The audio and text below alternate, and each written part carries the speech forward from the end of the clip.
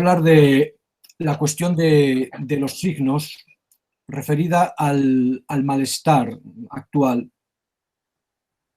Y voy a referirme a esto como una cuestión clave de nuestro presente, clave del presente, como lo que podríamos llamar la actualidad de nuestro presente. Esto ya es problemático porque las filosofías que hablaron de presente y de actualidad han sido siempre filosofías que han colocado todo lo que hay en un mismo plano y además en un plano de progreso. Por ejemplo, la fenomenología del espíritu de Hegel tiene una conciencia epocal muy fuerte en el sentido de que la epocalidad marca el destino de la realidad en su totalidad. Nosotros, y concretamente yo, no estoy seguro de que la actualidad de la presencia o del presente, tal como nosotros la podemos enfocar, ocupe un horizonte de plenitud. Esto es muy importante porque entonces ya desde el inicio este discurso no se coloca en una posición de totalidad. No intenta ya aprender todo lo que hay, todo lo que se da de un único golpe, situarlo en un único plano.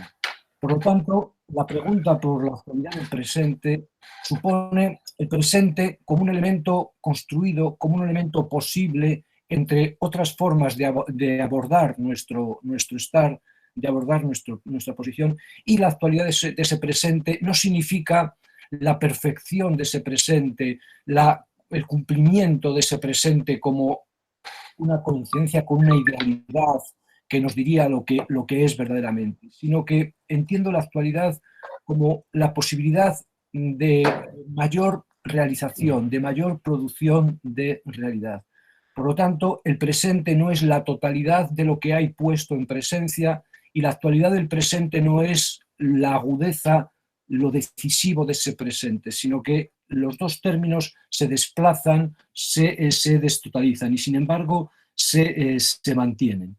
Se mantienen en un sentido de que son posibles, de que son posibilitaciones, de que son formas a partir de las cuales nosotros podemos generar realidad. ¿Cuál es para mí, entonces, hecha esta salvaguarda que considero muy importante y que tiene que quedar ahí para discusiones? Porque nosotros en filosofía tendremos que ir acostumbrándonos a salir del plano de la totalidad y de la definición del sentido pleno de esa totalidad. ¿Cuál, hechas estas salvaguardas, sería, en mi opinión, la actualidad de nuestro presente? Para mí, la actualidad de nuestro presente viene ligada fundamentalmente a la creatividad tecnológica, que no es una creatividad meramente técnica, que no es una producción mediante reglas que más o menos van salvaguardando lo que se va produciendo, nos lo van permitiendo entender, nos lo van permitiendo ubicar en un sistema, sino que la sociedad tecnológica pertenece al ámbito de lo poético, al ámbito de una creatividad más profunda que salta sobre la regla y que puede ver la regla como un caso suyo, no como una estructura que la guía. La actualidad de la sociedad tecnológica en la que nosotros nos movemos o queremos movernos aquí, viene dada por lo que denomino, o podríamos utilizar otras palabras, lo que podríamos denominar el cambio metantológico, es decir, el cumplimiento de lo que son las diferentes ontologías, contradictorias en muchos casos, que han animado el pensamiento occidental, que en estas diferentes ontologías mantiene unos elementos comunes, o unos elementos que pueden ser leídos como compartidos, que es lo que llamamos el ámbito de la metaontología. Y lo que se está cumpliendo en nuestro presente, en sentido nietzscheano, la realización de algo para después abandonarlo desde la propia posición de ese algo, lo que se está cumpliendo en nuestro presente, lo que está dando lugar al cambio metaontológico, es el programa fundacional del pensamiento occidental, tal como nosotros lo leemos, que es el programa que está perfectamente resumido, en mi opinión, en la posición de Parménides, en el argumento ontológico, y que está cuestionado desde su nacimiento por la posición de Gorgias, el filósofo llamado sofista, el filósofo griego. El programa de la filosofía occidental para mí se articula en un doble plano a partir del argumento ontológico, la identidad entre el pensar y el ser, y esto sería el argumento ontológico desde un punto de vista teórico, y la ubicación del hacer dentro de un campo de realización plena, precisamente porque nosotros, de algún modo, tenemos a nuestra disposición, o tendríamos a nuestra disposición, todos los elementos para realizar un hacer pleno, para llevar una vida en plenitud. Pensar, ser, hacer, abrochados en el argumento de Parménides, para mí es el programa fundacional del pensamiento occidental que une conocimiento, felicidad, libertad y fundamentalmente bien y sentido. Estamos entonces, en mi opinión, a través del universo tecnológico o de la sociedad postindustrial o de la sociedad de la información o de la comunicación, todos son nombres para relatar lo mismo, en mi opinión, estamos entonces en un momento post-tradicional, donde nosotros ya no estamos dando contenido nuevo a viejas categorías como unidad, como sentido, como realidad, sino que estamos asistiendo al desfondamiento y por lo tanto a la transformación en otra cosa o de otra manera de estas viejas categorías, que por lo tanto no es una transformación, un desfondamiento arbitrario que venga de fuera, sino que viene por la propia ejecución dentro de la tradición. Este cambio, en mi opinión, entonces, nos sitúa en una actualidad presente caracterizada por la primacía de lo que se ha llamado de muchas maneras, o se puede llamar de muchas maneras, el elemento, lo excesivo, o, como yo prefiero llamar, usando el término griego, lo deinótico, ¿no? La primacía del deinos, ¿no? de lo excesivo. Yo traduciría deinos por excesivo. Este deinos, este exceso, habría sido en el programa occidental incluido en fundamentalmente la noción de sentido. La noción de sentido es el marcador del pensamiento occidental que incluye toda posible alteridad, toda posible excedencia.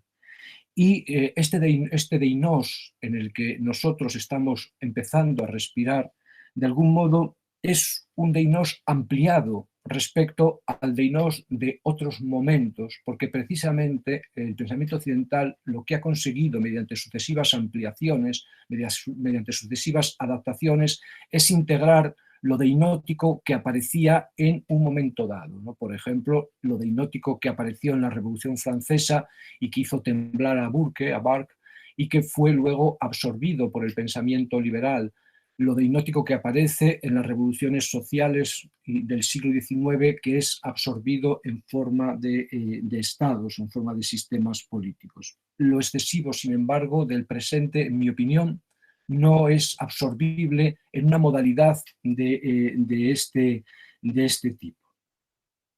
¿Qué significa lo deinótico, principalmente para mí, respecto a nuestra tradición en este momento? Significa el desfondamiento de la reducción básica en nuestra tradición filosófica del aparecer al ser, de la apariencia a la realidad. Lo deinótico en este momento significa entonces la primacía del aparecer que no se reduce al ser, no porque nosotros seamos débiles y nos falten instrumentos para reducirlo, sino porque ya es, por decirlo así, posicionalmente irreductible a todo ser. De tal manera que el ser sería no lo que precede a el aparecer, sino lo que acontece desde el aparecer. Sería un caso menor del aparecer, un caso simple del aparecer, que ahora se nos revela como más fuerte, como más poderoso que el aparecer. Si nosotros analizamos la filosofía occidental desde este punto de vista, podremos ver el arco que va desde Tales de Mileto, cuando dice todo es agua, que es la totalización del haber en una estructura manejable. Podemos recorrer el arco que va de Tales hasta Husserl, donde estamos ya en el aparecer, porque la vida a partir del siglo XIX se desborda y parece que va a ser el deinos impensable, y sin embargo todavía en ese aparecer vital es posible la reducción y por lo tanto recuperar el ser dentro de ese aparecer, sí, pero como estructura del aparecer. Por lo tanto, el ser viene después del aparecer en el sentido ontológico, pero estructuralmente de algún modo lo precede, todavía en Husserl. En este horizonte, los signos, y entendemos por los signos todo un complejo de elementos que abarcan el significante, el significado, la relación de significación y de sentido, todo un componente que está circulando permanentemente. Los signos, en esta amplia comprensión, han sido o fueron la clave de esta operación de absorción de la apariencia o de diversas absorciones de apariencia en el ser o en la realidad. Los signos, entonces, todo el sistema de significación, todo el capital puesto en los signos, el capital más profundo, probablemente más profundo que el capital industrial, más profundo que el capital agrario, el capital más profundo del pensamiento occidental, que pone además como capitalización la forma de ponerse el pensamiento occidental, tiene que ver con los signos. Y los signos son entonces la tecnología más elemental que luego acaba desbordándose en su efectuación. Son la tecnología más elemental del pensamiento occidental. La noción de concepto, por ejemplo, ligada también a significante, significado y significación, es la plenitud del sistema de los signos. La noción de concepto que abarca las determinaciones de cualquier cosa antes de que la cosa sea. Incluso una noción que puede ser ampliada, como se ve en la estética kantiana, llevada un poco al límite, pero que sigue de algún modo funcionando como el atractor incluso de aquellos elementos emocionales que no pasan a conceptos, pero que en el entendimiento están ligados al concepto. Todavía entonces las ampliaciones, por ejemplo, de los actos de habla, de los contextos lingüísticos, todavía están adheridas a la idea de concepto, a la que planifican de alguna manera, a la que esponjan de algún modo. Mediante la tecnología del signo, mediante esta circulación significante-significado atravesada por la noción de sentido, por la noción profunda de significación, mediante esta tecnología, el haber entonces se transforma, lo que hay se transforma en un espacio de sentido en varios niveles. Se transforma en realidad, por ejemplo, se transforma en trascendencia, por ejemplo, en el caso del símbolo, trascendencia, realidad más o menos banal en el caso de la señal, el humo, el fuego, o realidad media de la comunicación en el caso del signo, en sentido puro, el signo convencional. Llamamos perro a un animal de cuatro patas y cuando decimos el perro ladra entendemos y ordenamos ese nivel. El haber entonces se transforma en un espacio de sentido, ¿no? Hay una capitalización, ¿no?, profundísima, incluso, porque esto es muy importante y pasa lo mismo que en el concepto cuando se desborda a partir de la aparición de la sensibilidad epistémica en el siglo XVIII, incluso lo apofático, cuando se divide la filosofía en catafática, filosofía que habla positivamente de lo que es, que puede ser conocido, etcétera, y puede ser comunicado, y filosofía apofática, en la que hay un más que no se puede nombrar.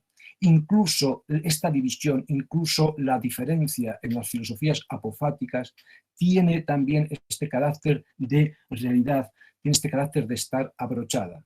No es casualidad que, por ejemplo, que dos grandes filósofos apofáticos, como son Kant y Wittgenstein, el primer Wittgenstein clarísimamente, nombren como real Kant la cosa en sí, es wirklich, es real, aunque yo no la pueda conocer, opino sobre ella, porque la atracción del signo hace que pueda, incluso lo que no puedo, poderlo. Y en Wittgenstein pasa igual, ¿no? Lo que el mundo, es lo que se puede decir, es claramente un sistema de signos bajos y lo que nos puede decir es un sistema que de algún modo es de signos o de símbolos altos y no se puede nombrar, no se puede hablar porque no se corresponde, pero de algún modo está ahí y se proclama como real. También lo proclama Wittgenstein. Por lo tanto, entonces, el pensamiento occidental, incluso lo negativo, incluso lo apofático, lo recupera alimentariamente como espacio de posición. Entonces, este espacio de sentido se convierte en el espacio de descripción, de interpretación de todo lo que acontece en él.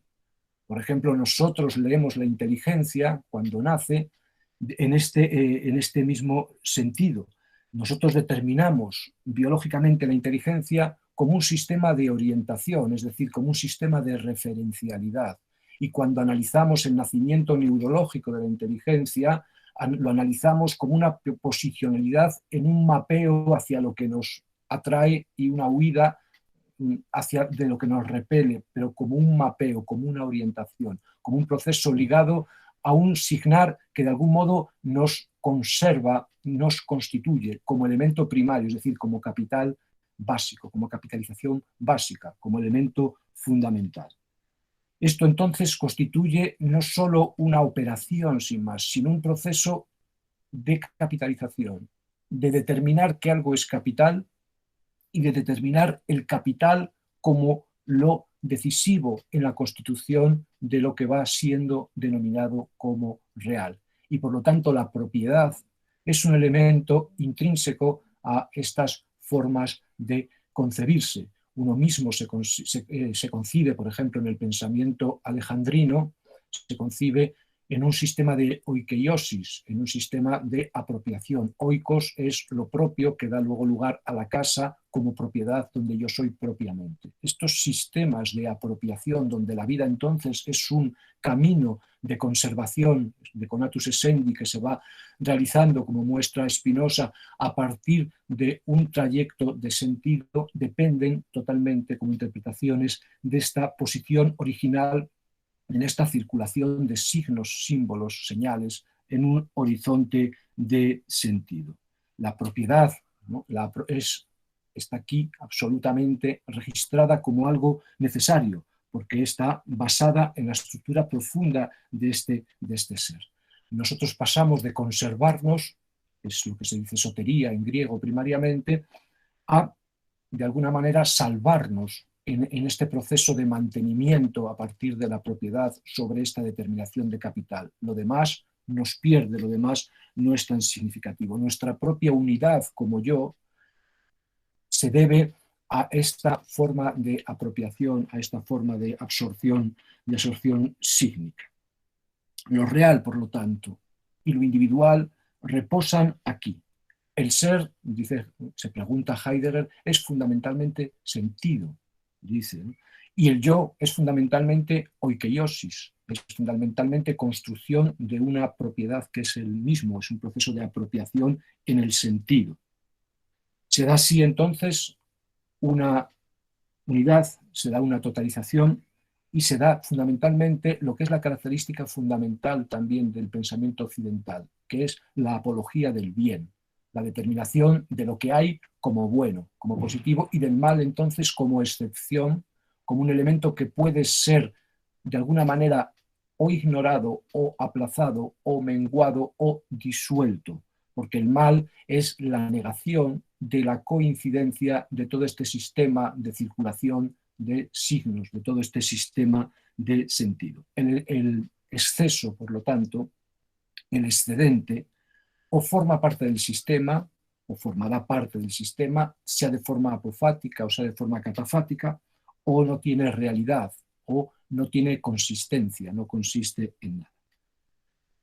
La modernidad tardía hace vacilar esta estructura de concepto, porque en la modernidad tardía se produce la irrupción de lo industrial, se produce la irrupción también de lo experiencial en el ámbito de la ciudad. Las ciudades han crecido, se han alimentado de estas estructuras, se han comerciado y han crecido, y de algún modo la experiencia desafía al sistema, a este sistema tan rígido, tan simplificado, quizá aparentemente de sentido.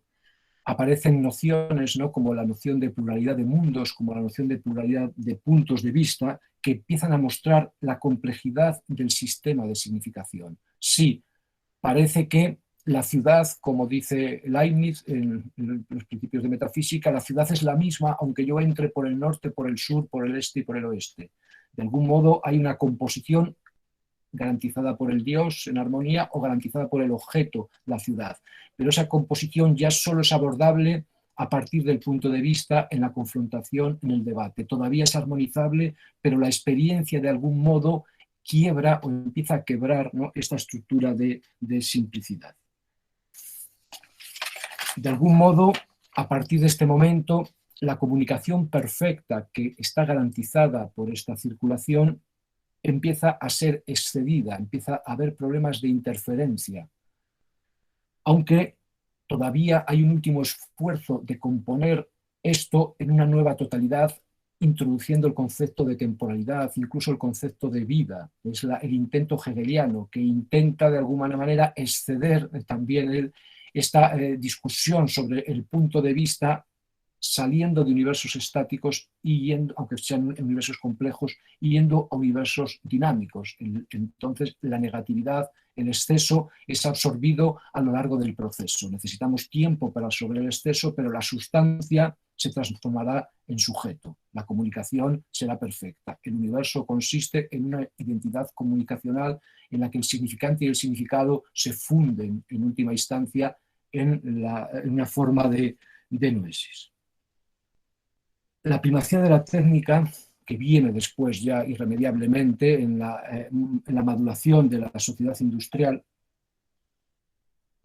y ya en la sociedad postindustrial, la primacía de la técnica hace, como decía al principio, que el concepto de poiesis, el concepto de creatividad, desfonde el concepto, desfonde la idea de que sea de forma estática, como conjunto de determinaciones que preceden a la existencia de la cosa o que la justifican, o como elemento dinámico, como sentido de la historia o como leyes de la historia.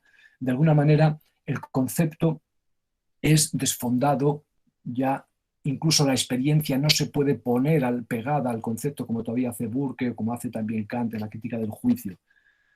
Asistimos al principio del fin del concepto y de todas las tecnologías ligadas al concepto, ligadas a estas nociones.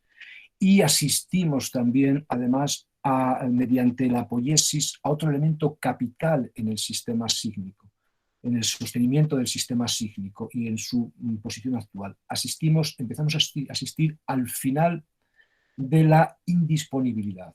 De alguna manera, el sistema de los signos, tal como había sido vivido, garantizaba una circulación total, pero tenía como un punto de inicio, tenía como una primacía, la primacía del Dios o la primacía de la idea en sí misma, que no era disponible por la poiesis, no era disponible por la acción, no era disponible por ningún elemento, ni siquiera casi mental del ser humano. Con el avance tecnológico, ligado a la cuestión de los signos, se produce entonces un acontecimiento que estamos nosotros empezando a inaugurar, que cambia radicalmente la estructura del sistema, que es la caída de lo indisponible. Cae a la vez, entonces, la idea de que la apariencia tiene una realidad detrás y cae a la vez también en una variante contra el argumento de Parménides, cae la idea de que hay un principio indisponible, algo que nosotros no podemos manejar. Es decir, el sistema de los signos y del sentido se basaba en una indisponibilidad que garantizaba la transparencia.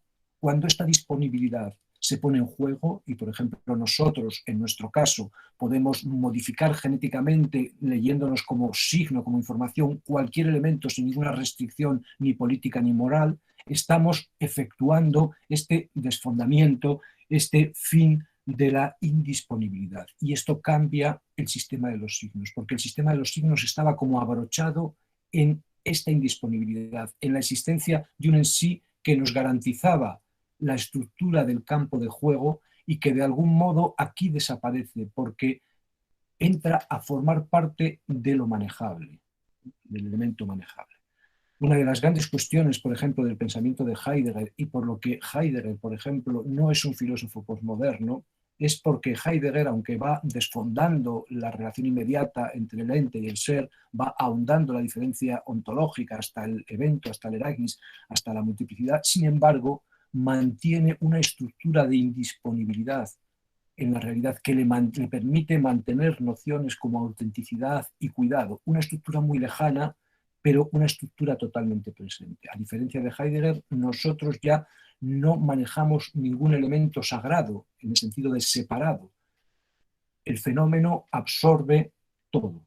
absorbe los separados, ¿no? Y cambia entonces un sistema de significación, de capitalización, que estaba basado en su transparencia, en el fondo, en esta indisponibilidad. La poiesis tecnológica cambia esto para siempre, probablemente. Por lo tanto, entonces, asistimos al principio del fin del concepto y de la retención de lo indisponible. Todo entra en juego, por lo tanto, todo se da a modo de juego. El concepto hegeliano, el concepto heideggeriano de juego, de Spiel, el concepto romántico de juego, aquí son llevados al límite. Todo está en juego, ¿no? No hay nada que quede fuera de juego. En este momento, entonces, se produce una transformación en el estatuto de lo sígnico. Aparece lo que incluyo en mi título, aparecen dos elementos. Aparece el signo como malestar, siendo así que el signo era el bienestar mismo del sistema, y aparece el malestar del signo.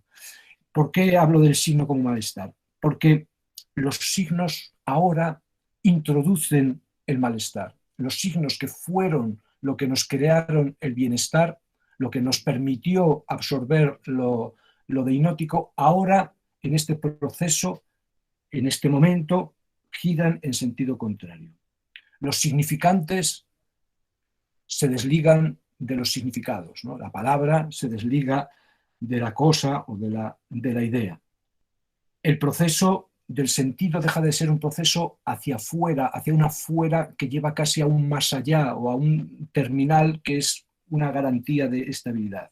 Incluso lo que en un momento se llamaron los significantes flotantes, es decir, significantes que no están abrochados a un significado, pero que de algún modo, mediante hegemonías, mediante cierres, mediante poderes, podemos nosotros abrochar al significado que nos conviene. Incluso los significantes flotantes aumentan y se disparan en su flotabilidad, porque ya ni siquiera este concepto de hegemonía, por ejemplo, es posible tal como se plantea. Ya no es una visión en el ideológica, pero potente, que permite abrochar significantes a significados mediante una lucha, mediante una determinación. Ya ni siquiera el propio concepto de significante flotante es suficiente. El malestar va más allá, porque ya no hay una orientación al cierre, sea un cierre inmediato en el proceso de significante-significado, sea un cierre inmediato en el proceso de los significantes flotantes. Aquí se introduce el malestar. Se introduce el malestar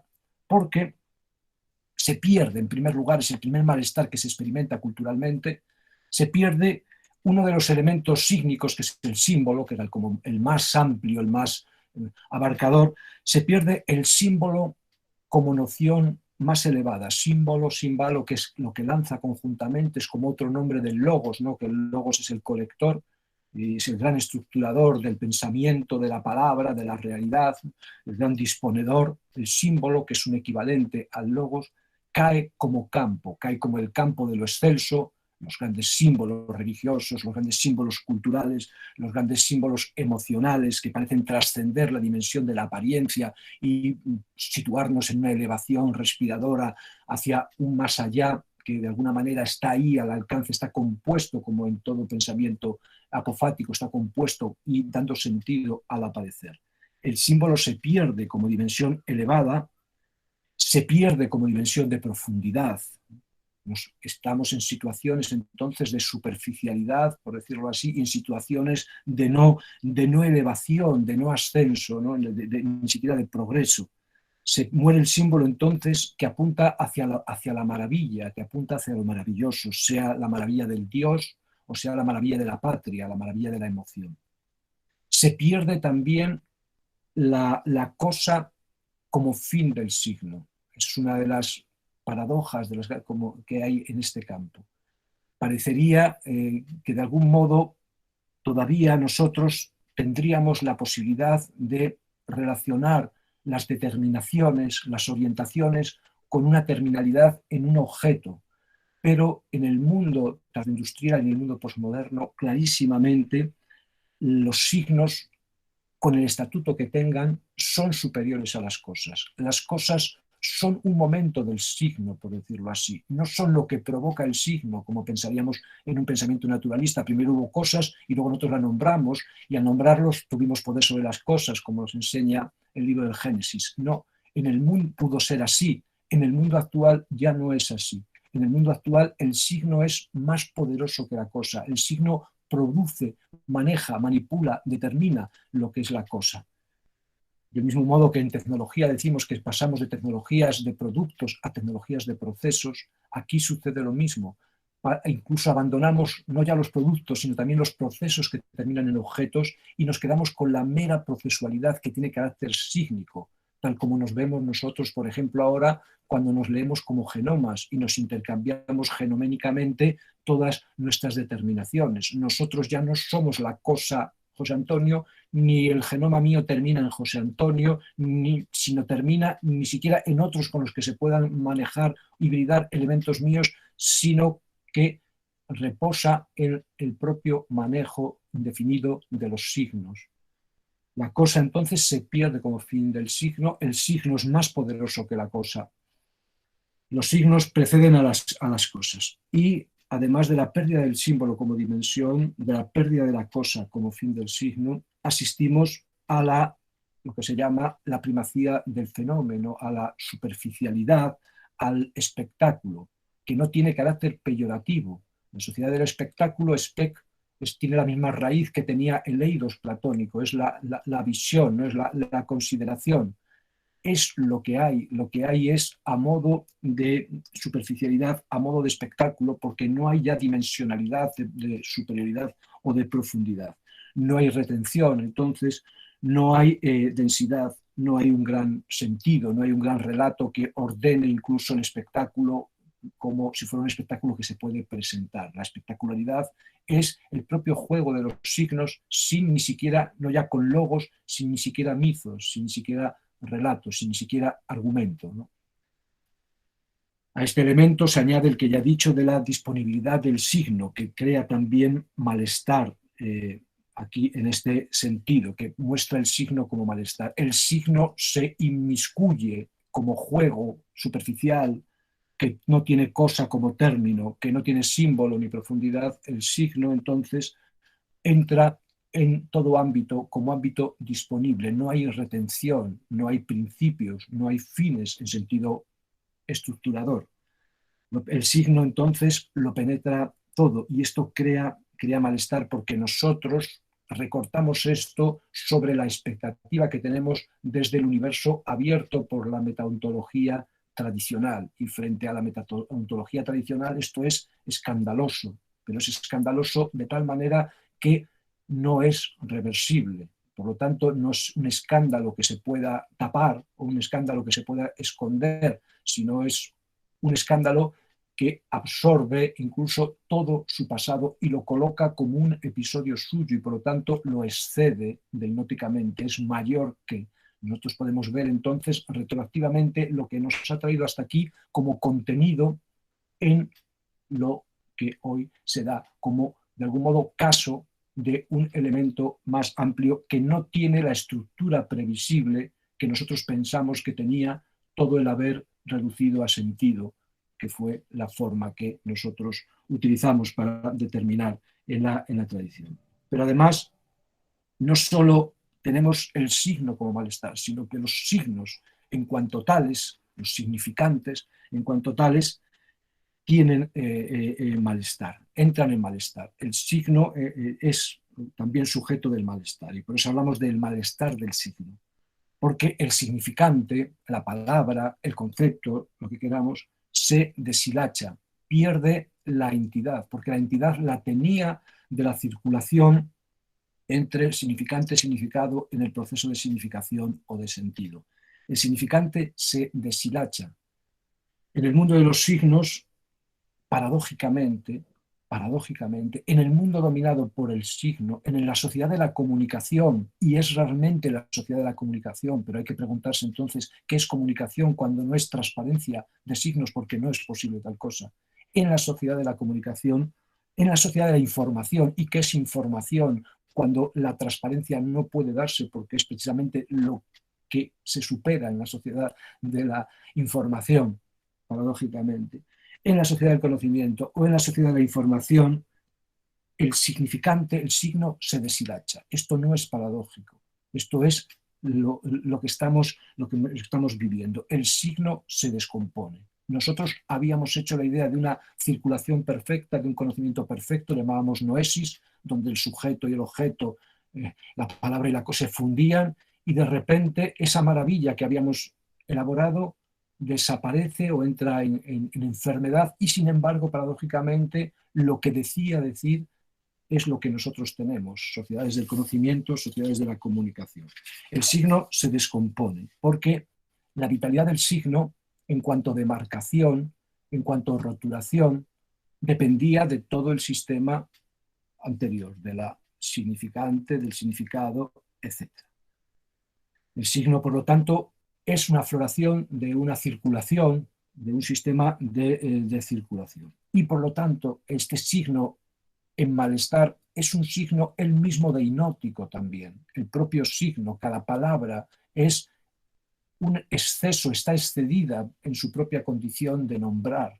No se puede fijar, no se puede determinar, es vibrátil, es, como diría más propiamente, se puede decir más propiamente, es una estructura de superposición, donde hay un decantamiento, un ponerse, pero que no configura una nucleación, y que no solo no la configura, sino que no está orientada a configurarla. El signo es deinótico, por lo tanto, y pierde no ya solo el fondo del concepto, el poder de conceptuar, sino pierde la forma, la pura presentación, la pura envoltura de concepto.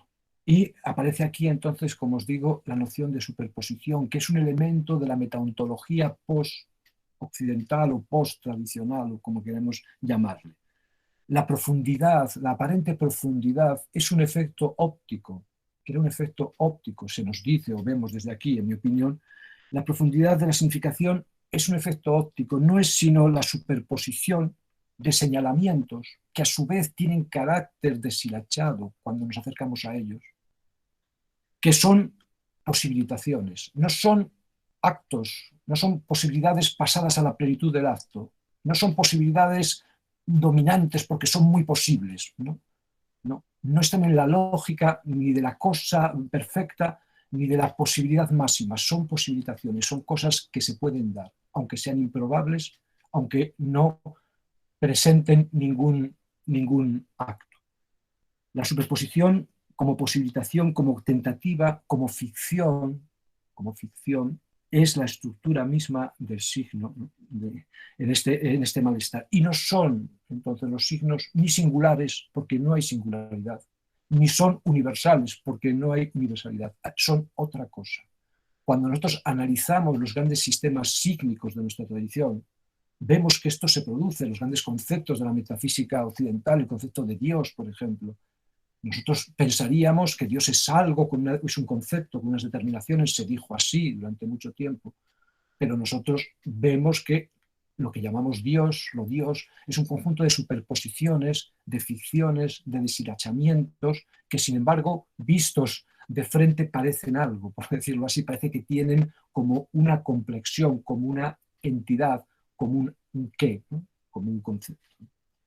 Hay, por lo tanto, a la vez en este universo de la comunicación insuficiencia y a la vez exceso. Son cuestiones paradójicas, porque nosotros nos gustaría pensar que o si hay una insuficiencia no puede haber exceso. ¿Cómo puede haber un exceso insuficiente, una insuficiencia excesiva? Es así, en mi opinión. Entonces, esto es lo que podemos denominar, en mi opinión, el mal actual, que no es un mal que constituye no sé qué sustancia de la realidad, de no sé qué. No, es un mal que acontece, como todo mal, por decirlo así. La realidad como determinación, o mejor, el haber no es ni bueno ni malo.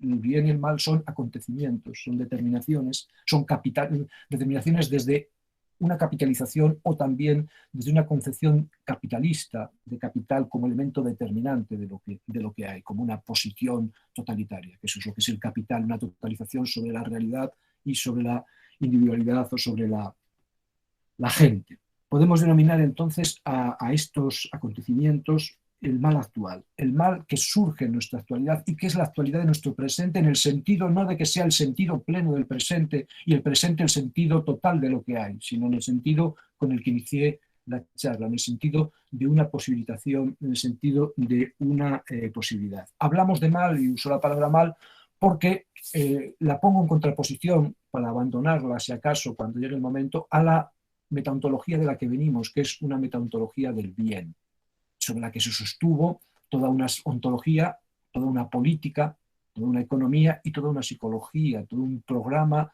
de fabricación de cuerpos, de gobierno de sociedades y de determinación de realidades. Por lo tanto, no es un mal originario, sino un mal acontecido. Entonces, el nacimiento de lo sígnico, por decirlo así, se hace no sobre un deinos original, como nos quieren enseñar aquellos que justifican entonces el capitalismo de los signos como lo necesario para poder vivir, diciendo fue un bien que venció a un mal originario, a una insuficiencia originaria. Y por lo tanto, de algún modo, aunque se paga un precio, está justificado este precio que se pague. No estoy de acuerdo con esto. Lo deinótico no es originario. Al principio no hay ni bien ni mal, por decirlo así. No hay origen, entonces. No hay origen, no hay principio.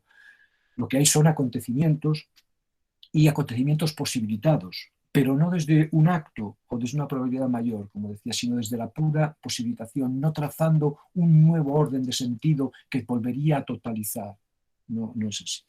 La introducción de lo deinótico, entonces, es simultánea a la lectura sígnica, no es anterior. Nosotros no vivíamos en un caos y luego tuvo que venir el orden a poner orden. No, la introducción del orden es la posición misma del caos.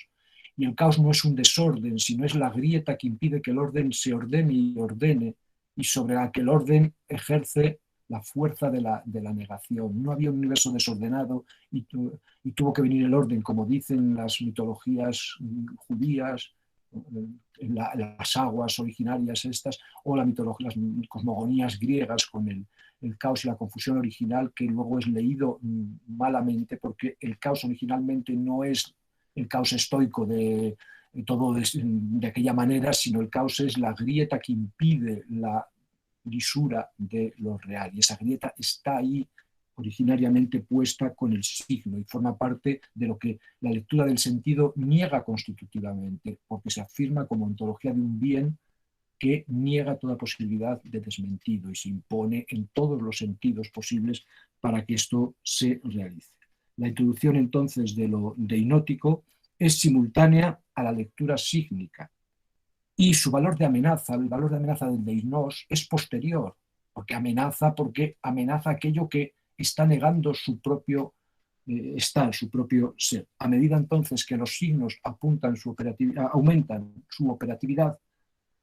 a medida que se realizan, lo deinótico aumenta, por decirlo así. Por eso el estallido de lo deinótico, por ejemplo, ahora en Fukushima, es mayor que cualquier escape de una tubería de gas en el Londres del siglo XIX o cualquier caída del aceite de las lámparas de Roma. Lo deinótico va aumentando, va creciendo a medida que crece lo sígnico, precisamente porque lo sígnico lo niega y a la vez se alimenta de ello, ¿no? A medida entonces que se capitaliza el universo tal como nosotros lo vamos viviendo, aumenta lo deinótico, es decir, la capitalización, no solo la capitalización sígnica, sino cualquier capitalización es una contraposición contra lo deinótico y por lo tanto lo exacerba de alguna manera a la vez que lo utiliza. Su absorción, entonces, la absorción de esto deinótico, su producción es una multiplicación escondida de su potencia, que se desencadena en las estructuras revolucionarias que lo liberan, que pueden ser revoluciones políticas, pueden ser revoluciones también de carácter ecológico, como la que estamos viviendo, ¿no? La destrucción de la naturaleza es una revolución. Nosotros pensamos que las revoluciones son positivas siempre porque vamos a mejor y tal, pero hay revoluciones negativas. La expropiación de la naturaleza es revolucionaria, desgraciadamente.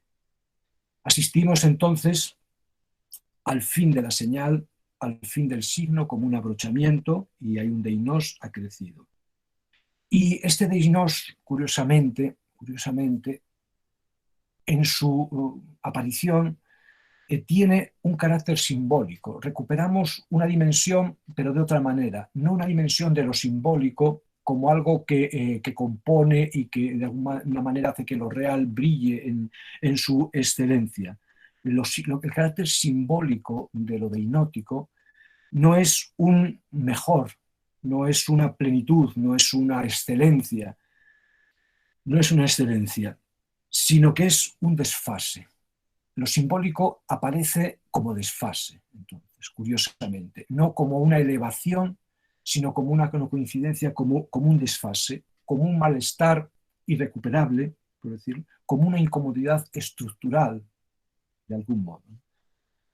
Esto es lo nuevo simbólico en el mundo en el que nosotros vivimos. No es un símbolo que al juntarse, al lanzarse juntamente como estas dos partes de los anillos que tenían los dos hermanos separados y que al juntarse produce una fuerza enorme. Lo simbólico no aquí no amplía, no eleva, sino que lo simbólico es el desfase, es la incomodidad, es ese malestar que nos lanza a otro lado, pero que es un otro lado que no está más allá, sino es un otro lado que es incomodidad, que es malestar, ¿no? La noción de malestar, por ejemplo, la explicó Freud, por ejemplo, con el malestar de la cultura, tiene que ver con esto, tiene que ver, en mi opinión, exactamente con esto. El símbolo, el sim, el co del símbolo, entonces, en elemento deinótico, es un nuevo tipo de co, un co en la superposición, como decíamos antes, que no es una sincronización, que no está en la estela del logos. Un nuevo tipo de co en el que además no hay indisponible y por lo tanto, al no haber indisponible, el ámbito al que se refería el simbolismo tradicional, que era el de lo indisponible, en el fondo, el de lo elevado, el de lo eminente, aquí ya no está. El símbolo entonces no es un elemento que se relaciona con lo indisponible o que nos hace apuntar al indisponible o que nos deja ver la necesidad de lo indisponible para completarnos y ser perfectamente. El símbolo no serena, la disposición, el malestar no se serena. Y hay a la vez también una paradoja aquí, porque hay una disponibilidad total, una indisponibilidad superada, pero tampoco hay un manejo inmediato. Es decir, nosotros no sustituimos mediante la disposición deinótica de todo, no sustituimos el no saber o el no poder por un poder concreto que nos permite hacer las cosas a nuestro modo. Esto todavía es la metaontología de la felicidad. Del mismo modo que no hay sacralidad, que no hay separación, que no hay ámbito separado, todo se da, por decirlo así, en una conjunción superpuesta, podemos decir, en un mismo plano, sin que sea una unidad, tampoco hay manejo inmediato. No hay posibilidad de oikeiosis, no hay posibilidad de ir tomando aquí, en esta indisposición, elemento a elemento y hacer una casa nueva. No hay sentido, no hay sotería, no hay salvación, no hay conservación tampoco como objeto del vivir. De nuevo, aquí lo vemos. No es, por lo tanto, un malestar pequeño, un malestar territorial del que te puedes resguardar metiéndote en tu casa. No es una composición que te caiga mal, no tiene aspecto compositivo, es la imposibilidad de componer el sentido, imposibilidad de abrir estructura como sentido, sea de forma natural, recurriendo a elementos que esto es así, sea de forma totalitaria, esto va a ser así mediante una posición, sea por acuerdo o pacto, sea recurriendo a la naturaleza, sea recurriendo a la historia. Del mismo modo, entonces, que en mi opinión no habitamos en la realidad, porque no hay realidad como elemento donde habitar, no hay la realidad como elemento primero, habitamos en mundos superpuestos, habitamos también del mismo modo en este símbolo, en esta forma de simbolismo que no trasciende, pero que excede continuamente en todas las dimensiones del exceder, que tienen que ver con la imposibilidad de construir el sentido. La cuestión del mal, entonces, hoy, para mí, se plantea aquí, en la imposibilidad de acceder a señales, signos, que nos orienten, y en la paradoja de una sociedad del conocimiento, donde nosotros vivimos manejando información, manejando signos. No hay orientación como estructura determinada, y sin embargo hay una disposición, sobre todo, que nos tendría que permitir orientarnos, pero no lo hace. Hay una imposibilidad de disponer todo lo indisponible de lo que ahora disponemos de forma orientativa, y por lo tanto nos excede esta disposición por la que hemos luchado toda la modernidad. Nos excede totalmente. Concretamente, por ejemplo, respecto a nuestro cuerpo, por ejemplo, esto se vería en la imposibilidad de leer el cuerpo como hacemos nosotros, como mapa, desde estos sistemas de capitalización, leerlo como incluso como proyecto, leerlo como algo que tiene que ver con una salvación.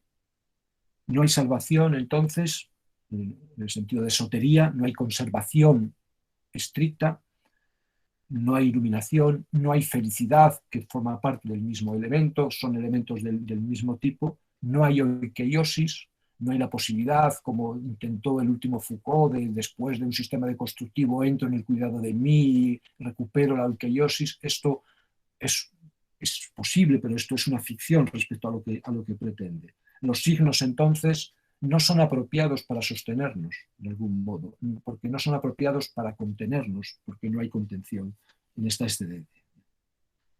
Por lo tanto, entonces, llegamos aquí, ¿no? Y acabamos ya con esto, entonces, que la sociedad del conocimiento, la sociedad actual, la sociedad de la comunicación, la sociedad de la tecnología, es esta paradoja, ¿no? Una paradoja que a mí me gustaría relacionar con Gorgias, que, sabéis, decía que no hay nada, que en el caso de que hubiera algo no se podría conocer, y que en el caso de que se pudiera conocer no se podría comunicar. Por lo tanto, vivimos en una sociedad de la comunicación donde la comunicación no es lo que nosotros decimos que es la comunicación. La sociedad del conocimiento, de la comunicación, es esta paradoja.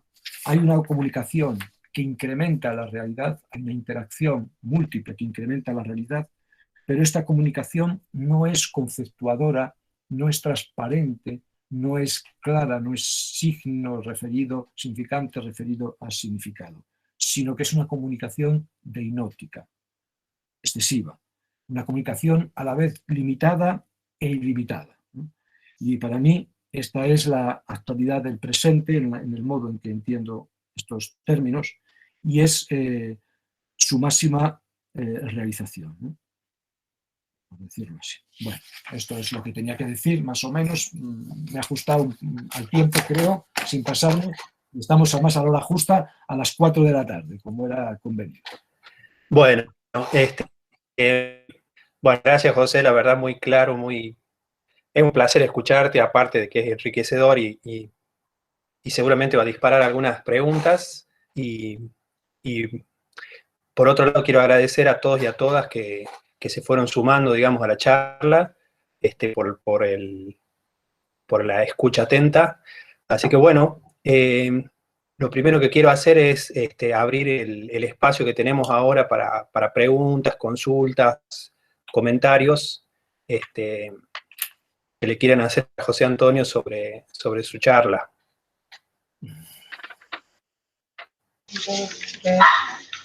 Bueno, José Antonio, muchas gracias por la disertación. Creo que bueno, se ajusta y abre pues una posibilidad, una posición para pensar nuestro mundo, para pensar nuestros mundos, pensar el ahora. Sin embargo, sí quisiera plantear tres cuestiones que muy seguramente nos van a ayudar a comprender mejor pues, la posición que nos está planteando. Una primera cuestión pues tiene que ver con la tesis del cambio metaontológico que propones, que es un adiós a la ontología tradicional. Teniendo en cuenta pues este adiós, la metaontología, ¿a qué problema de la filosofía contemporánea entonces se ubicaría, ¿no? Si es en la esfera epistemológica, si es en la estética, en la ética o en la política, ¿no? Esa sería una primera pregunta, ¿no? ¿Dónde ubicaríamos o dónde se ubicaría el cambio metodológico? Pues hace referencia que, bueno, considero que en la filosofía tuvo un cierto auge mediático, ¿no? Donde al parecer fue un renacer y un florecer de la reflexión filosófica y la necesidad de esta actitud frente al mundo, ¿no? La pregunta es, bueno, si está de acuerdo con esta apreciación y si fuera así, pues, ¿a qué cree o cuál considera que fueron las condiciones que hicieron posible, pues, este auge mediático? Y un tercer punto, quisiera tocar acerca de la creatividad, un elemento que se mencionó como indispensable para la construcción de mundos. Y es en la residencia de la creatividad, ¿no? Tradicionalmente, pues la creatividad fue asociada a la cognición. Sin embargo, pues si seguimos pensando, relacionando la creatividad alrededor o a la luz de la cognición, estaría limitándola, ¿no? La estaría cerrando, y eso es lo que precisamente creo que apunta a su propuesta de que ya no hay unos cierres, ya no hay una potencia que se actualiza, sino que precisamente es el desborde del concepto, de la regla, perdón. Entonces estaríamos hablando que la creatividad, para que pueda desplegarse, deberíamos ubicarla, o el cuerpo sería el elemento que permitiría ese desbordamiento de la regla, donde el todo estaría en juego. Esos serían los 3 puntos que quisiera tocar. Carlos, te he escuchado entrecortado, voy a ver si reconstruyo bien tus preguntas, porque a veces se iba la voz. La primera pregunta es ¿dónde se sitúa el cambio metaontológico, en qué parte de la filosofía? Pienso que en la parte de la filosofía que realmente es el lugar del cambio metaontológico más claramente hoy, y esto liga esto con la tercera pregunta, es el ámbito de la estética. El ámbito de la estética, o sea, es una cuestión de filosofía general, tal como la tenemos en Occidente, e incluso abarca, porque yo también en el cambio metaontológico incluyo no solo el pensamiento occidental, sino el pensamiento oriental, porque el pensamiento oriental, aunque es diferente en cierta medida del pensamiento occidental, metaontológicamente es muy similar en muchos respectos. Por ejemplo, hay una conexión entre la filosofía oriental de origen no indoeuropeo.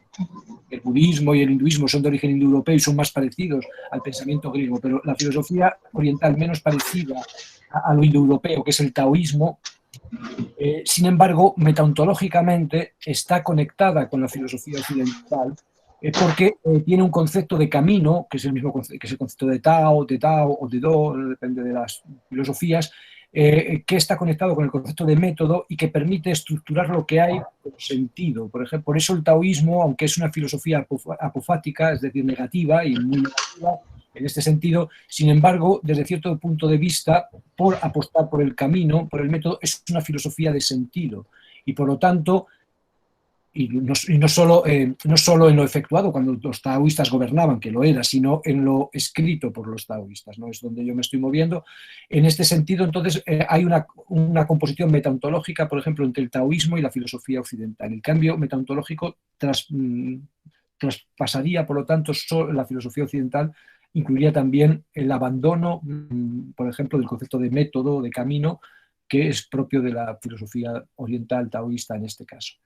Y pienso que el lugar donde mejor se observa esta posibilidad de cambio es en lo que podríamos llamar la estética contemporánea, porque entiendo que en la estética contemporánea pone a la luz, saca a la luz lo que es el elemento fundamental que estuvo disimulado o encubierto en otras consideraciones de lo estético, como por ejemplo la consideración de lo estético como ligado a la idea de bien o al trascendental de bien o a la idea de bueno, o la estética ligada al análisis de la obra de arte. La estética contemporánea, por decirlo así, es una estética, en mi opinión, que está ligada al concepto de creatividad, de la cual entonces la obra de arte es un caso y la creación de la idea de belleza y la disposición del mundo de lo estético a partir de la idea de la belleza sería otro elemento. La idea de creatividad, entonces, que se da no solo entonces en lo propiamente ya estético, sino que se da en lo tecnológico, porque lo tecnológico actual, como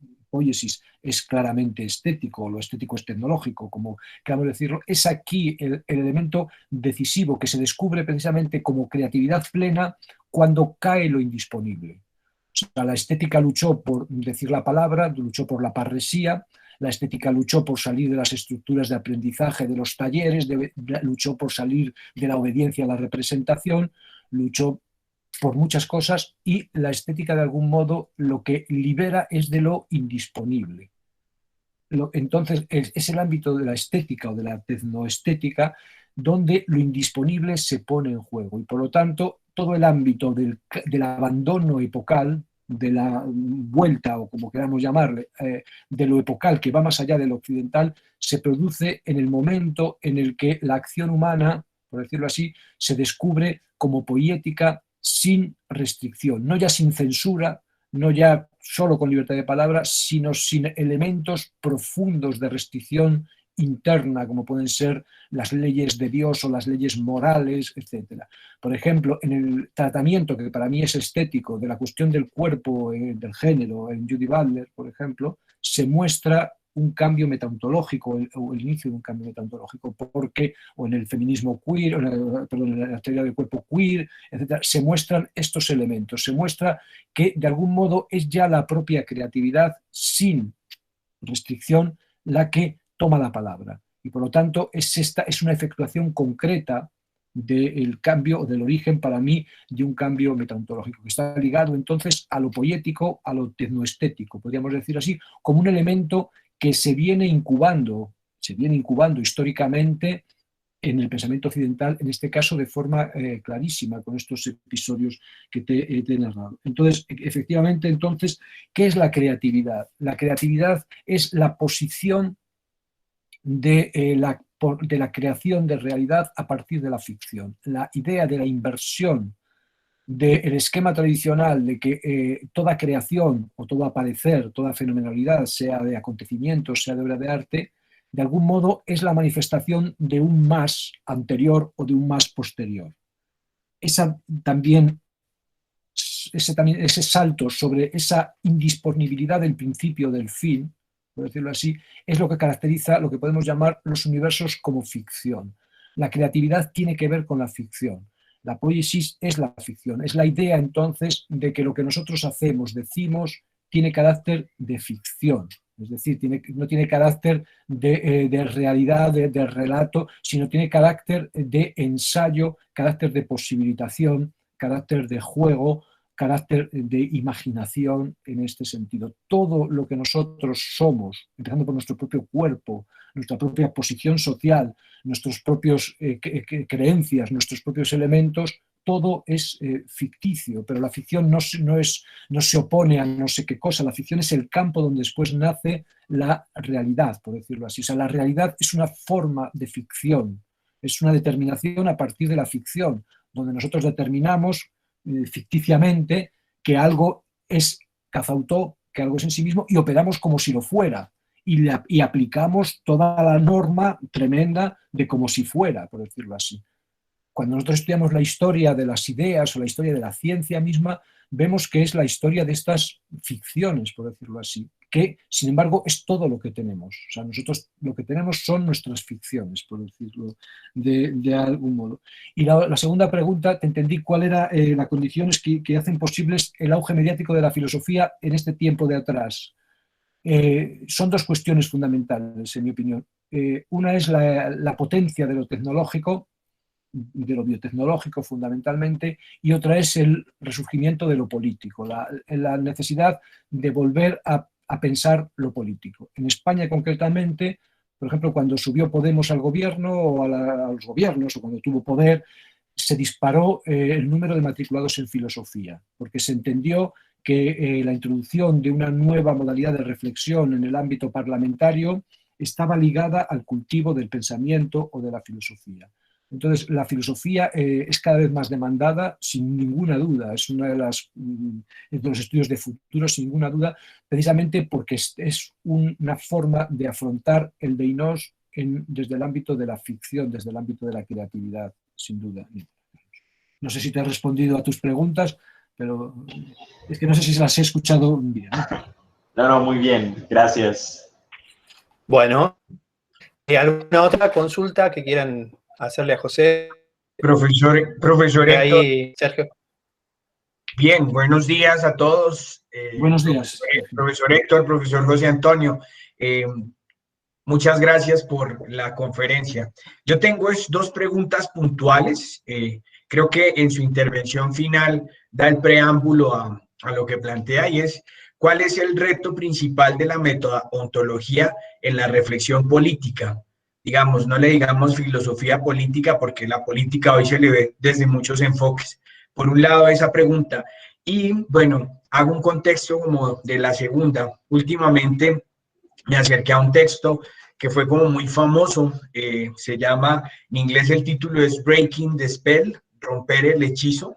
Me parece a mí que es una obra que trae, bueno, hay una línea actual que creo que en la filosofía de la biología, con Richard Dawkins, ahora con Jonathan Haidt, están ofreciendo unos postulados de cómo muchos comportamientos humanos, en el fondo, son una derivación a los que la biología no ha llegado.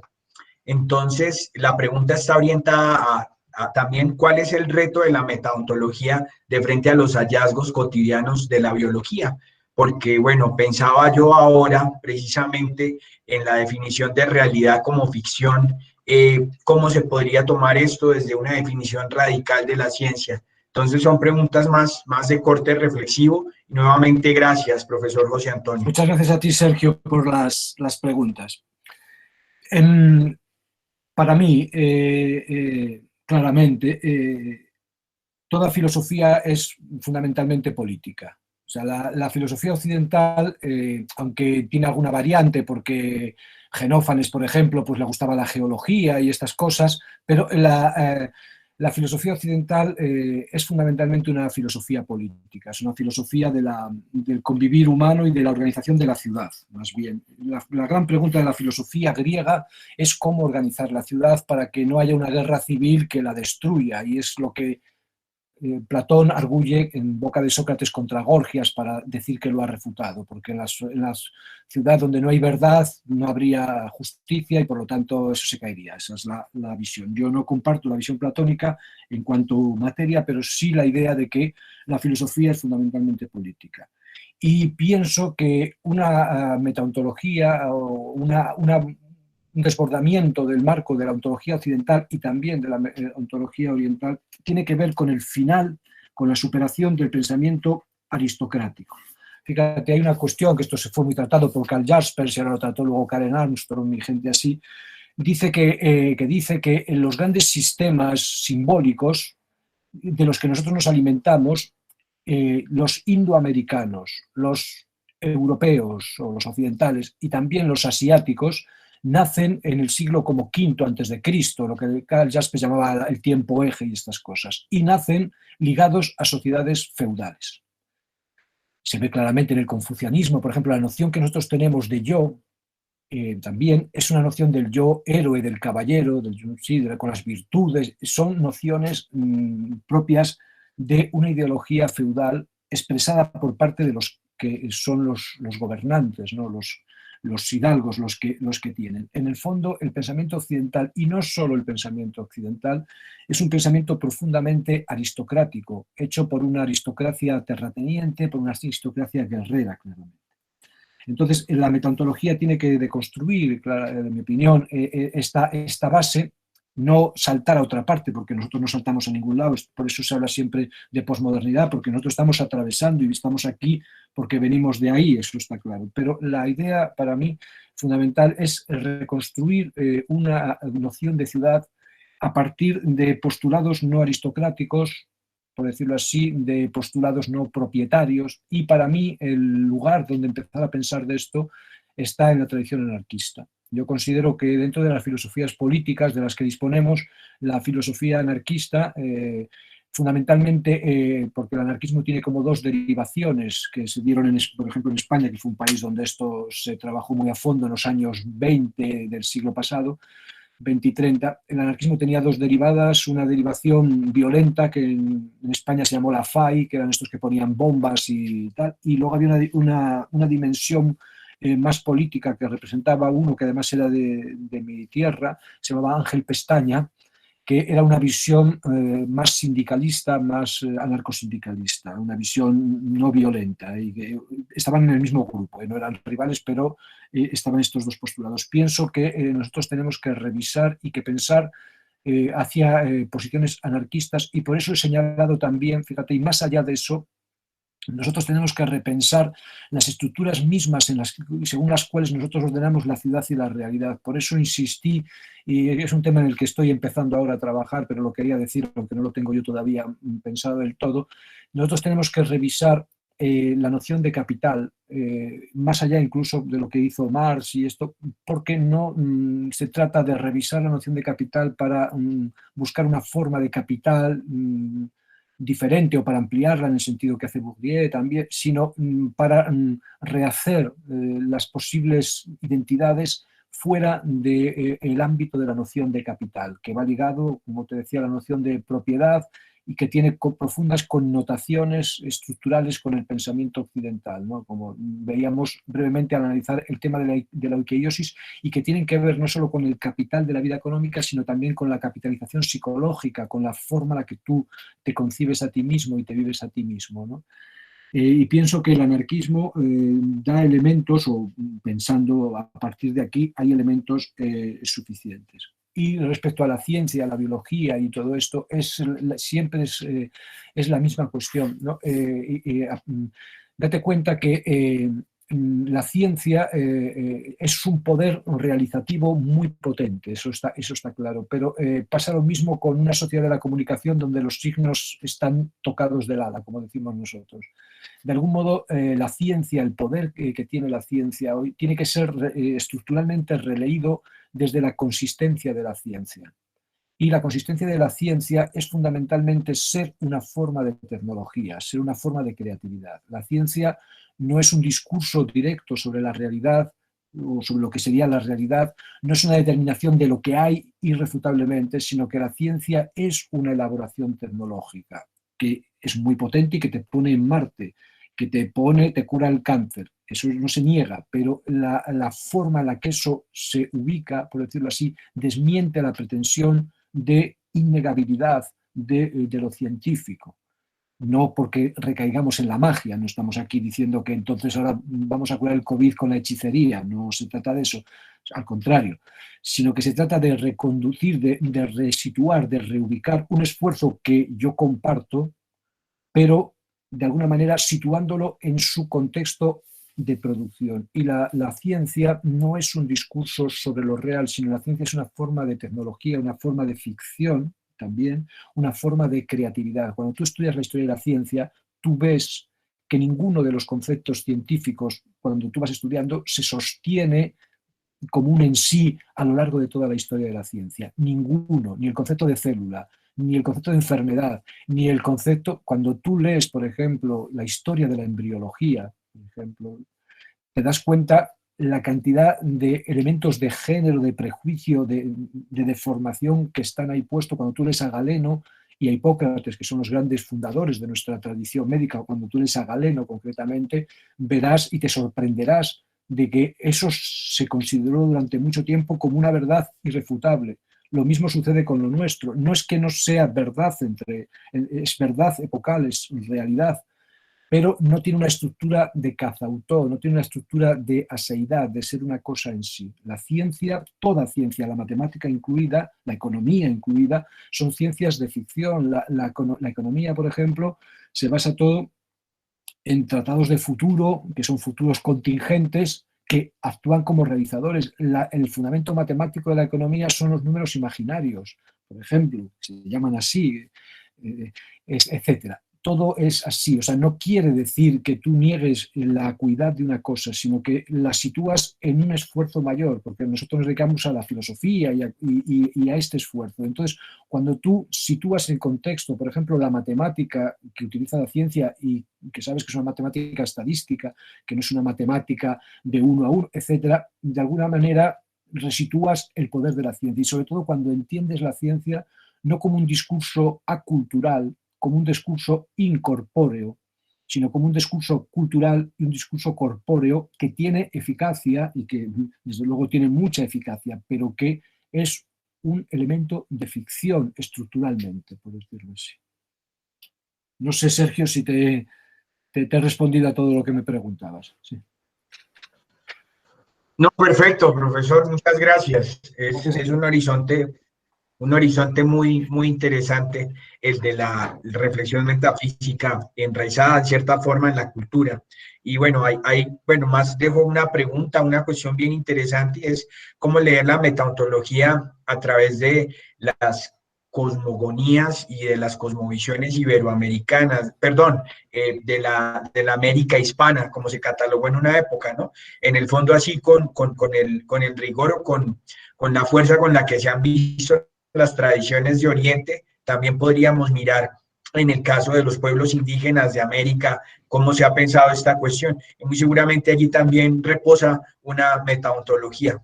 Sí, mira, es un ejemplo porque una de las cosas en las que trabajo son cosas de interculturalidad y tal, y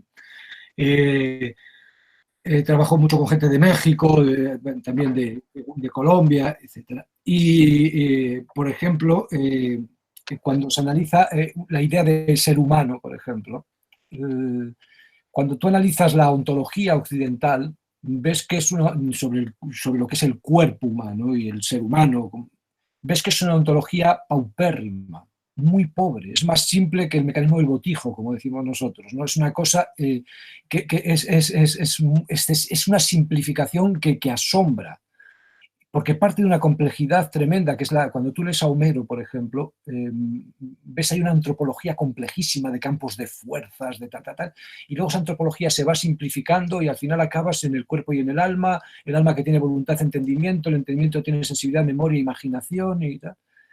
Y fíjate, paradójicamente hay un pueblo en México, un pueblo maya, que se llaman los celtales, que están cerca de Cancún, que no es Cancún, está cerca, pero no es Cancún, pero está cerca, que son un pueblo pequeñito, deben ser como 20.000 o 50.000, y tienen una antropología que trató un escritor español, por eso yo la conocí, ¿no? Un libro que se llama La etnología de las almas celtales. Bueno, es un libro muy, muy bonito y muestra una antropología, una visión del cuerpo, de una complejidad, de una vivencialidad, de una capacidad de asumir como incorporados elementos durísimos. Por ejemplo, nosotros tenemos una antropología abstracta de hasta hace 4 días y ellos, los celtales, tienen varios niveles de espíritu y tal, de esta más que sale por la noche y se va al Quiché, allí en la montaña de los antepasados, pero tienen un nivel, tienen uno de los niveles del alma, está compuesto por sartenes y cucharas, que son elementos que introdujimos los españoles y que les forman parte ya de la mente,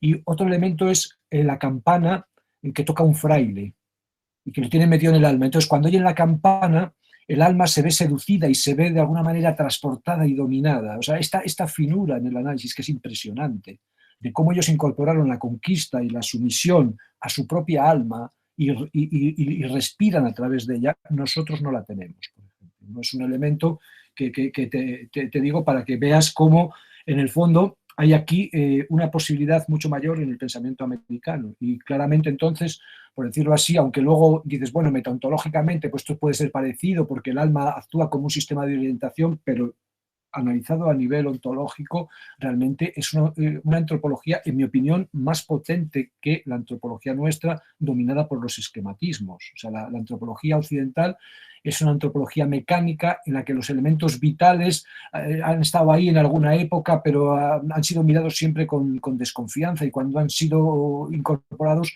se opera, como hace Freud, por ejemplo, operan hidráulicamente y de alguna manera son perfectamente controlados. Aquí no, aquí hay una vivencia de la vivencia sobre el cuerpo que crea malestar, que explica el malestar interno del cuerpo y que tiene plasticidad de incorporar lo que sucedió hace 200, 300, 400 años. Bueno, ¿alguna otra pregunta? ¿Alguna consulta? Si no, yo tengo una pregunta que la voy a hacer antes que termine. Sí, Giovanni. Bueno, mi consulta es esta, José. Estaba pensando un poco en el tránsito de la charla, y a mí como que me quedó en la cabeza dando vuelta la cuestión de la noción de información, ¿no? Es decir, pensaba en ese desplazamiento un poco de la lectura heideggeriana de cómo la cibernética irrumpe y sustituye el fundamento por la noción de información, y aparece esa suerte de ontotechnology, y la deriva que se produce de ese diagnóstico, digamos, porque en muchos aspectos me hizo pensar a Simondon, digamos, cuando vos planteabas, sé que, bueno, tenés mucha simpatía por Simondon, pero me hizo pensar cómo hay un esfuerzo por intentar elaborar una crítica de esa noción de información, y cómo dejar pensar la idea de información como fundamento, digamos, que es parte de toda esta estructura ontotecnológica, para comenzar a pensar como una condición de posibilidad.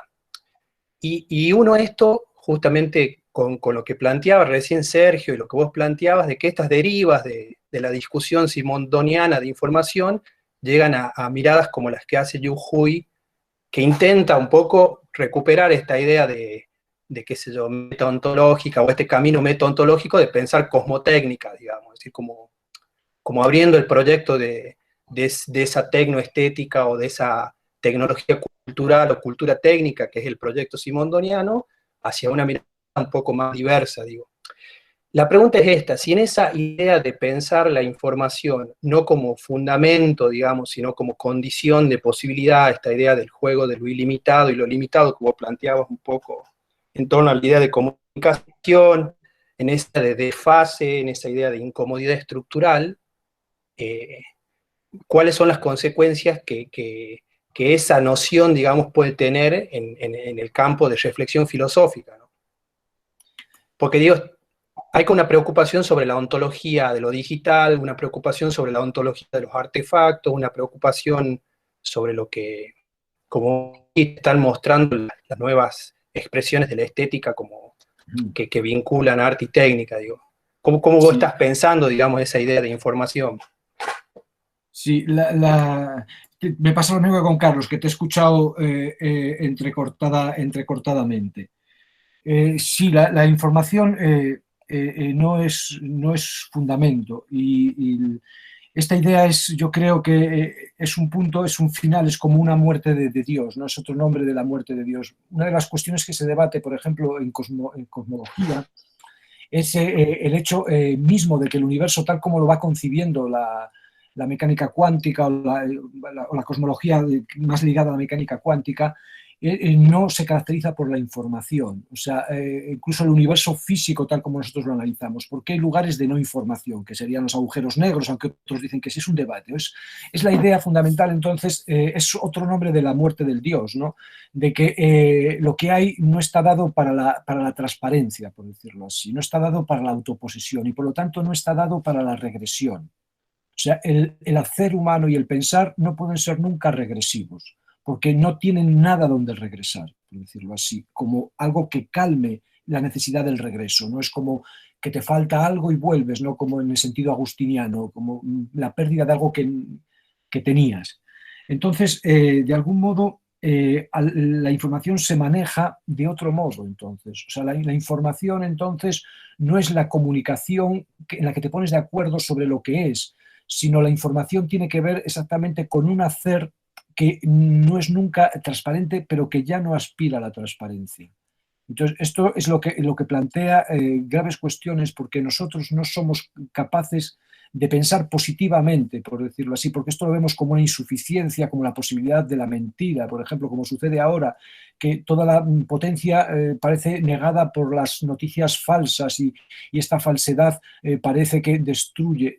Tenemos que ser capaces nosotros, en mi opinión, de construir un mundo con estas otras características, o sea, un mundo de comunicación o como queramos llamarle, pero no un mundo de transparencia de la información. Como te digo yo, esto es problemático porque suscita muchas negativas. Y esto es también el carácter creativo de lo contemporáneo. La creatividad, entonces, nos muestra, y esto nos muestra, que los universos están orientados hacia la futurición, están orientados hacia el futuro, y el futuro no tiene estructura de pasado que se conoce, por decirlo así, no está contenido en el pasado. De algún modo nosotros vamos entendiendo a medida que las cosas van quedando atrás, por decirlo así, pero cuando vamos hacia adelante no entendemos porque no estamos en la estructura de la intelección.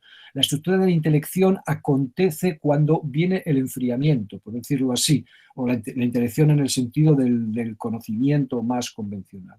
Entonces, claro, esto plantea problemas profundos porque yo creo que aquí hay una interferencia entre las nociones de imaginación y de voluntad, que es de donde viene el miedo. Nosotros tenemos la experiencia histórica de sociedades en las que la información ha tenido este carácter oscuro y turbio que por estar gobernadas por la voluntad, como fueron los fascismos, llevaron al desastre. La cuestión que cabría plantear es, en mi opinión, que estos universos donde la información no es transparencia, o el conocimiento no es transparencia, la comunicación no es transparencia, son universos no ligados a la voluntad, y por lo tanto no ligados al poder, y por lo tanto son universos ácratas, son universos anarquistas, sino que son universos ligados a la imaginación productiva, ¿no? Y esta es la cuestión. Lo que pasa es que toda forma de autoridad que nosotros conocemos está ligada a la supuesta transparencia, al supuesto conocimiento, a la supuesta relación con la voluntad o con el conocimiento ligado al pasado. Y nosotros no somos capaces de imaginarnos una ciudad gobernada por la imaginación, porque pensamos desde los poderes actuales que esa sociedad sería un caos, que esa sociedad sería una sociedad destructiva. Pero una imaginación que es creativa, que produce información y produce transparencia, pero a posteriori probablemente, será el lugar donde nosotros tenemos que habitar. No con el fantasma de la comunicación perfecta, sino con el fantasma superado en una teoría de la imaginación que puede dar réditos de información comunicable perfectamente, pero que no es, por decirlo así, el movimiento primario que hace, ¿no? en mi opinión. Y esto, como te digo, esto es altamente complejo porque todo el sistema de autoridad, todo el sistema de saber y todo el sistema de poder está orientado en otra dirección. Por eso pienso eso, que hay un elemento profundo de anarquismo en esta postura y en esta renuncia a las grandes, ¿no? a las grandes síntesis, a las grandes cuestiones. Esta posibilidad de vivir en universos, por ejemplo, pseudocomunicados, que fue lo que en anarquismo toda la vida se llamó pues la cooperación entre diversos nichos que hacen cosas diversas, por ejemplo, sin que tenga que haber un logos común, una circulación perfecta, por ejemplo. Elementos de este tipo trasladados a este otro campo, yo para mí serán prometedores. Bueno, muchas gracias, José. ¿Alguna otra pregunta, un pedido de aclaración o consulta que le quieran hacer a José Antonio? Y ya vamos cerrando porque estamos en hora del tiempo que lo habíamos comprometido. Bueno, yo para ir cerrando, primero agradecerle la presencia a todos y a todas por participar. Personalmente creo que darnos el lujo de José Antonio y compartir con él todo su saber y su experiencia y también curiosamente la profundidad de su mirada dentro de la superposición del mundo en el que nos encontramos, digamos, me parece sumamente enriquecedor. vamos a seguir organizando otros eventos con otros invitados. La idea es poder compartir un espacio de discusión filosófica y de escucha sobre todo, y creo que también me parece sumamente importante poder darnos el tiempo de también tener el lujo de escuchar propuestas que no son respuestas automatizadas, sino que se nota que es el resultado de un proceso de reflexión bastante grande. Así que bueno, yo te agradezco, José Antonio, te agradezco mucho, y bueno, le dejo la palabra al otro coordinador, que es Carlos, que seguramente te va a querer saludar, y así damos cierre. Bueno, igualmente pues agradecer a todas las participantes, los participantes que son los que bueno, le dan vida también a estos espacios y a estos encuentros, donde pues siempre la idea es conversar. Ha sido el espíritu de estos encuentros y de estos imaginatorios, ¿no? Igualmente pues a José Antonio por permitir conocer la posición que como dice Giovanni, se ha venido construyendo, y que creo que permite conocer pues lo complejo y la complejidad de los ahora, ¿no? Queda sin duda, a mí, bueno, quedan varias cuestiones para seguir trabajando y reflexionando respecto del manejo de la información, y cómo a partir de la información pues precisamente se construye el signo, y se construyen realidades, o se construyen más bien mundos, teniendo en cuenta que cómo hoy las redes sociales, o a partir de las redes, o las redes sociales, son una fuente de información, o son lugares, son territorios donde quienes la utilizan están utilizando o están dejando allí no solamente pensamientos, sino sus sentimientos, donde están dejando y están dejando un rastro de lo que ha sido su vida y desde sus sentires, ¿no? Y en esto pues hago referencia a un texto o a una novela que José Antonio Méndez mismo nos recomendó, que es la de Leticia, o el fin de los hombres de Iván Jablonka, donde Jablonka precisamente pues va reconstruyendo, o reconstruye la figura de Leticia a través de lo que ella va publicando en su Facebook, ¿no? Entonces y le da una importancia pues muy grande, y a partir de aquí pues podríamos también empezar a pensar nuevas metodologías para la construcción de perfiles, para la construcción de personas, para las mismas investigaciones, ¿no? Entonces, creo que es un buen punto de partida. Por eso agradezco a José Antonio y a Ariel y a todos los presentes por este espacio. Muy bien, muchas gracias, Carlos. Y bueno, tanto Ariel y Carlos dais recuerdos a la familia, ya sabéis, ¿no?, que llevamos en el corazón, ¿no? Y nada, simplemente quería pediros permiso para poder, he grabado esto para poderlo colgar en mi página de YouTube, o lo tenéis previsto que esto no se haga. No, sí. Si querés colgarlo, Antonio, nosotros igualmente después la colgo yo para los amigos, y pondré de dónde viene, dónde es esto, para haceros un poco de propaganda. No hay problema. Después igualmente nosotros la colgamos en la página de la Facu, y te la compartimos el link también, porque la idea es que por ahí hay gente que no pudo estar o lo que fuera, ¿sí? Muy bien. Siempre queda que pensar a los enemigos. Bueno, pues un abrazo. Muchas gracias por haber contado conmigo, que ya siempre se me olvidó decirlo. Venga, y hasta cuando queráis, estamos en contacto. Venga. Estamos en contacto. Un abrazo grande. Gracias. Saludos a todos y a todas. A todos. Nos estamos viendo. Hasta luego.